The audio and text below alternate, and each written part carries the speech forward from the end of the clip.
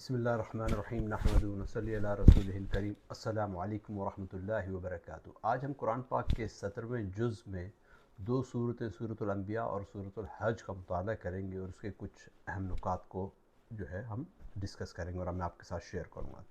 سب سے پہلا ان دو صورتوں میں اللہ سبحانہ و تعالیٰ نے انسانیت، انبیاء علیہ الصلاۃ والسلام کے قصص، ان کی کہانیاں، عبادت کی اہمیت اور آخرت کی یاد دہانی کے جیسے اہم پیغامات کو اجاگر کیا ہے۔ اس میں سورۃ الانبیاء جو ہے، جیسے نام سے ظاہر انبیاء، اس میں انبیاء علیہ الصلاۃ والسلام کے قصے ہیں، باتیں ہیں، ان کی دعائیں ہیں اور ان کے بارے میں اللہ سبحانہ و تعالیٰ نے بات کی ہے اور بھی کافی باتیں کی۔ سب سے پہلا پوائنٹ جو ہے کہ وہ ہے کہ قیامت قریب آ چکی ہے۔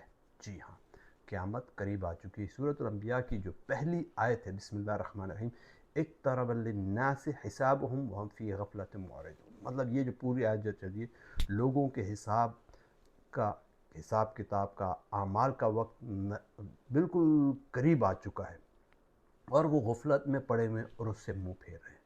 اللہ سبحانہ و تعالیٰ بتا رہا ہے کہ قیامت بالکل قریب ہے۔ حضور پاک صلی اللہ علیہ وسلم کے حدیث مبارکہ بھی اس بارے میں، اور بندے کی قیامت تو اسی وقت واقع ہو جاتی ہے کہ جس وقت اس کی آنکھیں اس دنیا سے بند ہوتی ہیں اور اس رخصت ہوتا ہے، وہ اس دنیا سے چلا جاتا ہے، تو قیامت اس کے لیے قائم ہو گئی۔ اس کا مال، اس کے رشتہ دار، سب چیز، حدیث مبارکہ میں کہ 3 دوست ہیں، 3 چیزیں ہیں۔ ایک اس کا مال ہے جو کہ سب سے پہلے چلا جاتا ہے، پھر اس کے عزیز و اقارب ہیں جو اس کو قبرستان تک پہنچاتے ہیں، قبر میں اتارتے ہیں۔ صرف بہترین دوست، بہترین چیز وہ ہے، وہ اس کے اعمال ہیں۔ اگر اچھے اعمال ہوں گے تو آگے اس کے لیے بہتری ہوگی، اگر برے اعمال ہوں گے، وہ غفلت میں پڑا ہوا جیسے اس آیت میں بتایا، تو پھر آگے اللہ سبحانہ و تعالیٰ اس کے ساتھ اس کے اعمال کے مطابق معاملہ فرمائے گا یا اپنے فضل و کرم اور رحمت کے مطابق اس کے ساتھ معاملہ فرمائے گا۔ تو یہاں پر وہ ہے۔ اور اس کے بعد جو دوسری آیت ہے جو کہ آیت نمبر 35 ہے سورۃ الانبیاء کی، اور یہ جو ہے اس کو اگر ہم آیت نمبر پہلی کے ساتھ کنیکٹ کر کے پڑھیں تو ہمیں اور بھی سمجھ میں آئے گی، جس میں اللہ سبحانہ و تعالیٰ فرما رہا ہے کل نفس ذائقۃ الموت ونبلوکم بالشر۔ یہ پوری آیت جو چل رہی ہے کہ ہر نفس کو، جو بھی اس دنیا میں آیا ہے، چاہے وہ انسان ہو، مرد، عورت، بادشاہ، جوان، بوڑھا، فقیر، کوئی بھی ہو، یا کوئی جانور ہو، سب نے جو ہے موت کا ذائقہ چکھنا ہے، اور ہم تم لوگوں کو سختی اور آسودگی میں آزمائش کے طور پر ڈالتے ہیں اور پھر تم دوبارہ ہماری طرف واپس لوٹ کے آؤ گے۔ کیونکہ اللہ سبحانہ و تعالیٰ آپ دیکھتے ہیں کہ کچھ لوگوں کو غریب بنا رہا ہے، کچھ لوگوں کو امیر بنا رہا ہے، کچھ لوگوں کو بیمار بنا رہا ہے، کچھ لوگوں کو صحت مند بنا رہا ہے۔ ہر بندے کو جو ہے اللہ سبحانہ و تعالیٰ کچھ نہ کچھ دے رہا ہے، کچھ کو تکالیف میں رکھ رہا ہے، کچھ کو ٹیسٹ میں سے گزار رہا ہے، لیکن سب نے واپس اللہ سبحانہ و تعالیٰ کی طرف لوٹ کر آنا ہے، موت کا مزہ چکھنا ہے، مرنا ہے، اور مرنے کے بعد پھر دوبارہ زندہ کیا جائے گا۔ جس طرح ہم نے پڑھا کہ زکریا علیہ السلام نے جو ہے اللہ سے جب دعا مانگی اور اللہ سبحانہ و تعالیٰ نے ان کو کہا کہ بھئی میں تمہیں بیٹا دوں گا، تو وہ کہنے لگے میں بوڑھا ہوں، میں کیسے مجھے بیٹا ہو سکتا ہے، کیسے میری اولاد ہو سکتی ہے؟ تو اللہ نے کہا کہ جس طرح ہم بندے کو خلق پیدا کرتے ہیں جب وہ کچھ بھی نہیں تھا، پیدا کر سکتے ہیں، تو مارنے کے بعد اللہ سبحانہ و تعالیٰ ہمیں دوبارہ زندہ کرنے پر بھی قادر ہے۔ تو یہ موت، یہ زندگی ہے، اس کے بعد پھر موت ہے، برزخی زندگی، اور اس کے بعد پھر قیامت ہوگی، اور پھر وہ جو زندگی ہوگی وہ ہمیشہ ہمیشہ کی زندگی ہوگی۔ جو جہنم میں ہو، جس کا مستقبل جہنم، پورا مستقل ٹھکانہ، وہ ہمیشہ جہنم میں رہے گا۔ جو جنت میں ایک دفعہ چلا گیا تو وہ ہمیشہ جنت میں رہے گا۔ جنت پہ پھر مختلف درجے ہیں اس کے بعد۔ اور اس کے بعد اللہ سبحانہ و تعالیٰ آیت نمبر 96 کے اندر یاجوج اور ماجوج کا ذکر کیا ہے کہ وہ کہا کہ یہاں تک کہ یاجوج اور ماجوج کھول دیے جائیں گے اور وہ ہر بلندی سے دوڑتے ہوئے آئیں گے اور چیزوں کو تباہ و برباد کر کے رکھ دیں گے۔ یہ یاجوج ماجوج، جس کو انگلش میں گوگ بھی کہتے ہیں، اب یہ کیسے ہوں گے؟ کوئی قوم ہے، کوئی نسل ہے؟ اس میں علماء نے بہت ساری تفاسیر لکھی ہیں اور بہت ساری احادیث بھی ہیں۔ بہرحال یہ قوم جو ہے یہ آئے گی اور وہ زمانہ فتنے کا دور ہوگا۔ اللہ سبحانہ و تعالیٰ ہمیں اس فتنے کے دور سے محفوظ فرمائے۔ اور اس کے بعد والی جو آیت ہے، آیت نمبر 107، وہ ہے ہم مسلمان الحمدللہ بہت خوش قسمت ہیں کہ ہمیں حضور پاک صلی اللہ علیہ وسلم کی امت بنایا گیا۔ اس میں اللہ سبحانہ و تعالیٰ فرما رہا ہے اے محمد وما ارسلناک الا رحمۃ للعالمین، اے محمد ہم نے تم کو تمام جہانوں کے لیے رحمت بنا کر بھیجا۔ ہمیں یہ امید ہے کہ اگر ہم اللہ کے احکام پر، نبی کریم صلی اللہ علیہ وسلم کے طریقوں کے مطابق، سنتوں کے مطابق چلیں گے تو قیامت کے دن حضور پاک صلی اللہ علیہ وسلم اللہ کے حضور ہمارے لیے سفارش فرمائیں گے، ہمارے لیے اللہ سے دعا کریں گے، گزارش کریں گے۔ اللہ سبحانہ و تعالیٰ نے اس دنیا میں بھی ان کو جو ہے ہمارے لیے رحمت العالمین بنا کے بھیجا. انسانیت کو جو کہ تاریکی میں تھی، گمراہیوں کے کھڈوں میں، گمراہیوں میں گری ہوئی تھی، تو حضور پاک صلی اللہ علیہ وسلم نے ان کو نکالا، اللہ کا پیغام دیا. تو یہاں پر اللہ وہ بتا رہے ہیں، اللہ سبحانہ وتعالیٰ کے اے نبی، ہم نے آپ کو رحمت العالمین، صرف ایک جہان کے لیے نہیں، ایک قوم کے لیے نہیں، ایک نسل کے لیے نہیں، ایک گروہ کے لیے، پوری جہان، پوری انسانیت کے لیے، پورے عالمین کے لیے، ایک عالم کے لیے، جتنے بھی عالمین ہیں جہاں پر انسان اور جن بستے ہیں، سب کے لیے رحمت العالمین بنا کر بھیجا ہے. اور حضور پاک صلی اللہ علیہ وسلم آخری نبی ہیں. دیر از کوئی ابھی ان کے بعد کوئی نبی ہے، لا نبی بعدی. اب اس کے بعد جس طرح مرزائی یا کوئی دوسرا اگر دعویٰ کرتا ہے تو وہ بالکل کذاب ہے، جھوٹا ہے، گمراہ کن ہے. تو اللہ سبحانہ وتعالیٰ ہمیں ایسے فتنوں سے محفوظ فرمائے. اس کے بعد بہت ساری آیتیں ہیں، و نوحا اذنادا، و ایوب اذنادا، و ابراہیم و زکریہ اذنادا. مطلب یہاں پر یہ جب بھی بات آ رہی ہے اس طرح کی، ان آیتوں میں آ رہی ہے، مختلف آیات میں، ان میں ان انبیاء علیہ السلام کی دعاؤں کا ذکر کیا کہ جو نے اللہ سبحانہ تعالیٰ سے دعائیں کی اور اللہ سبحانہ تعالیٰ نے ان کو قبول فرمایا. اس کے بعد جو ہے سورۃ الحج ہے. سورۃ الحج کی جو آیت نمبر 1 اور 2 ہے، وہ اس کے اندر قیامت کی حالت کا بیان کیا گیا ہے.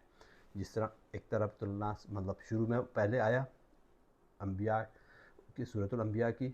اب اسی طرح یہاں پر بھی آ رہا ہے کہ اللہ سبحانہ تعالیٰ کہہ رہا ہے کہ یا ایھا الناس اتقوا ربکم اللہ ان زلزلۃ الساعۃ شیء عظیم، کہ لوگوں اپنے پروردگار سے ڈرو. اب وہ جو ساعہ کا ذکر یہاں پر ہو رہا ہے، ساعہ مطلب قیامت، کہ بھی قیامت کا زلزلہ ایک عظیم حادثہ ہوگا، ایک عظیم چیز ہوگی. اس دن بس سب چیز اوپر نیچے ہو جائے گی، سب چیزوں کو اللہ سبحانہ وتعالیٰ دھنکی ہوئی روح کی طرح پہاڑ اڑیں گے، اس طرح بالکل تباہ و برباد کر دے گا، ہر چیز ختم.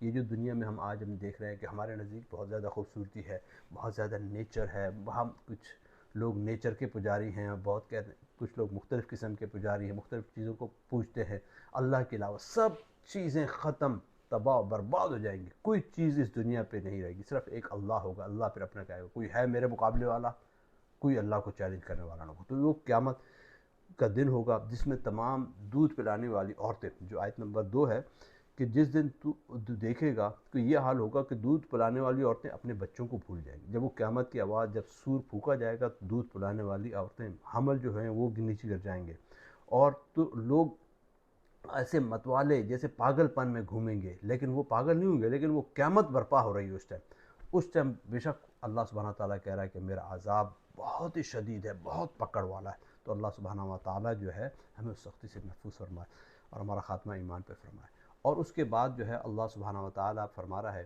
کہ ہم نے قرآن پاک کو مسلمانوں کے لیے وسیع رہنمائی کی ہے. اللہ سبحانہ تعالیٰ نے کہ ایک رہنمائی قرآن پاک کی، انبیاء بھیجے، پھر آخری نبی حضور پاک صلی اللہ علیہ وسلم کو مبعوث فرمایا، اس کے بعد قرآن دیا کہ ہم وَكَذَلِكَ أَنزَلْنَاهَا آیات بینات، کہ ہم نے وہ آیات کو اتارا ہے کہ جو ہدایت والی ہیں، کہ ہم نے قرآن کو کس طرح اتارا ہے، اور اس میں ہم نے کھلی باتیں رکھی ہوئی ہیں. اور خود یاد رکھو، خدا جس کو چاہتا ہے ہدایت دیتا ہے. تو ہدایت جو ہے وہ اللہ سبحانہ کی طرف سے ہے، لیکن ہم یہ نہیں کہہ سکتے کہ ہم ہاتھ پہ ہاتھ دھر کے بیٹھے رہیں کہ بھئی ہم اللہ ہدایت دے گا تو ہمیں ملے گا. نہیں، ہمیں اپنی طرف سے کوشش کرنی چاہیے، اور اس کے بعد اللہ سبحانہ وتعالیٰ جو ہے ہمیں ہدایت دے گا. جس طرح حضرت عمر رضی اللہ عنہ، انہوں نے کہا کہ میں نعوذ باللہ رسول پاک صلی اللہ علیہ وسلم کو قتل کرنے جاتا ہوں.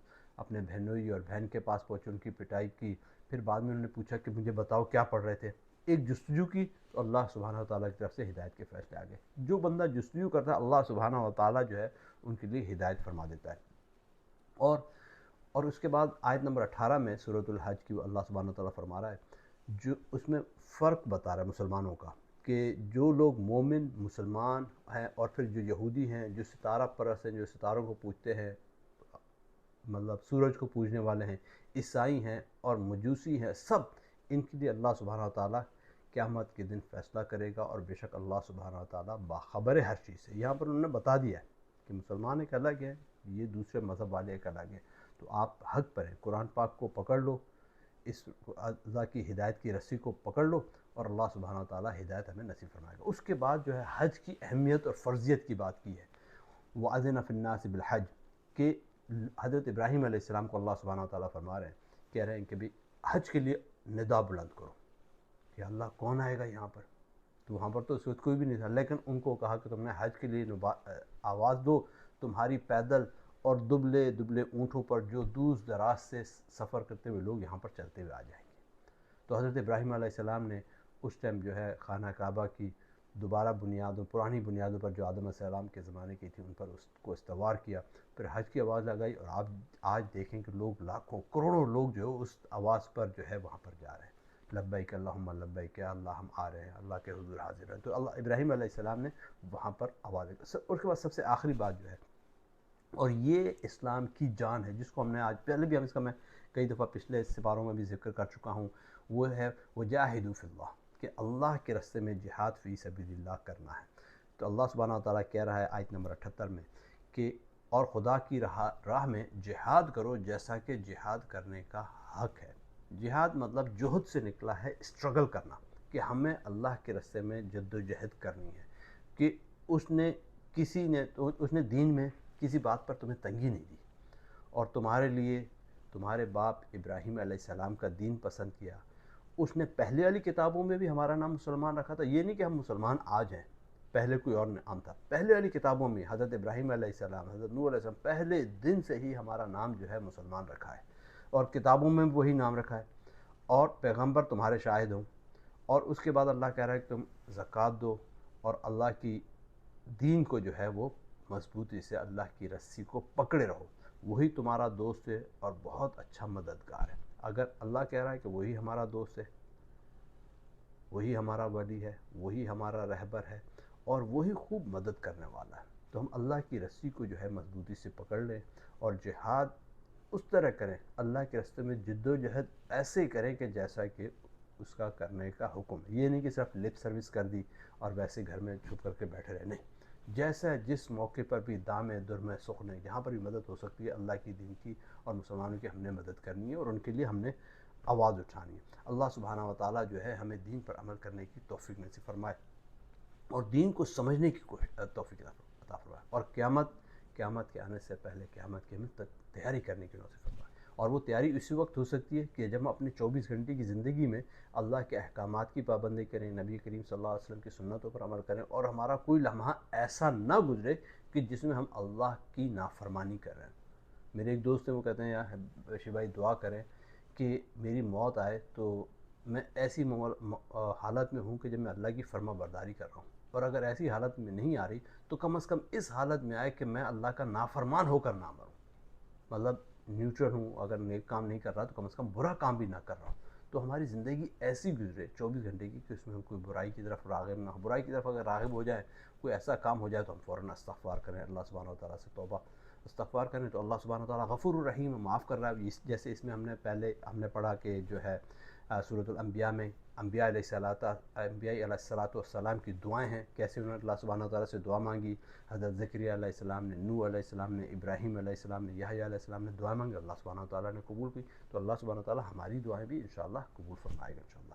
اللہ سبحانہ و تعالیٰ کہنے سننے سے زیادہ سمجھنے کی، اس پر عمل کرنے کی اور دوسروں تک پہنچانے کی توفیق نصیب فرمائے، آمین۔ جزاک اللہ خیر۔ السلام علیکم ورحمۃ اللہ وبرکاتہ۔